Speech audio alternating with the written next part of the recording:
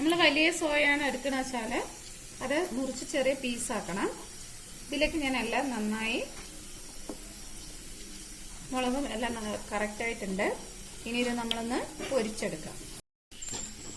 അപ്പൊ ഒരു പാനിൽ വെളിച്ചെണ്ണയാണ് ഞാൻ ഒഴിച്ചിരിക്കുന്നത്.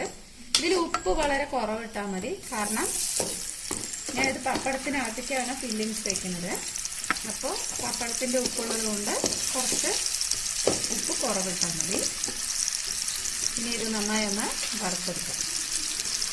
അപ്പൊ ഞാനത് വറുത്തെടുത്തിട്ടുണ്ട്. ഇനി ഇതൊന്ന് ആറിയിട്ടുണ്ട്.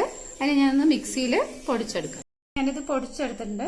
നിങ്ങൾക്ക് ഉപ്പോ എന്തെങ്കിലും പോരാന്നുണ്ടെങ്കിൽ ഈ സ്റ്റേജിൽ ചേർത്താട്ടോ. ഇനി കുറച്ച് വെള്ളം കൂടുതലായി പോയിന്നുണ്ടെങ്കിൽ ഈ പൊടിച്ചതിനെ നമ്മളൊന്നും കൂടെ ഫ്രൈ ചെയ്തെടുത്താലും മതി. ഇതിപ്പോൾ എനിക്കെല്ലാം കറക്റ്റാണ്. ഇനി ഞാൻ കുറച്ച് പപ്പടം എടുത്തിട്ടുണ്ട്. ഇനി ഞാൻ മൈദ ഒന്ന് പേസ്റ്റ് പോലെ ആക്കി വെച്ചിട്ടുണ്ട്. കുറച്ച് വെള്ളം ഒഴിച്ചിട്ട് പേസ്റ്റ് പോലെ ആക്കി വെച്ചിട്ടുണ്ട് കേട്ടോ. ഇനി നമ്മളിതിൻ്റെ നടുവിലേക്ക് ഈ ഫില്ലിങ്സ് വെക്കാം.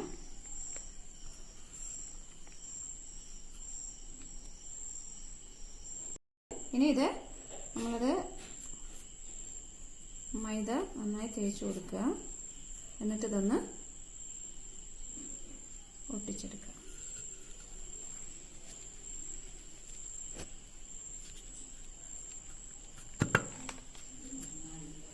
ഓക്കെ, ഇതുപോലെ എല്ലാം ആക്കാം. എണ്ണ ചൂടായിട്ടുണ്ട്. അതിലേക്ക് ഞാനത് ഇട്ടെടുത്താണ്.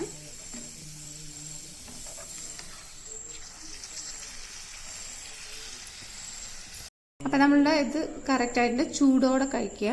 ഒന്ന് ട്രൈ ചെയ്ത് നോക്കുക. ലൈക്ക് ചെയ്യുക, ഷെയർ ചെയ്യുക, സബ്സ്ക്രൈബ് ചെയ്യുക. Okay, thank you.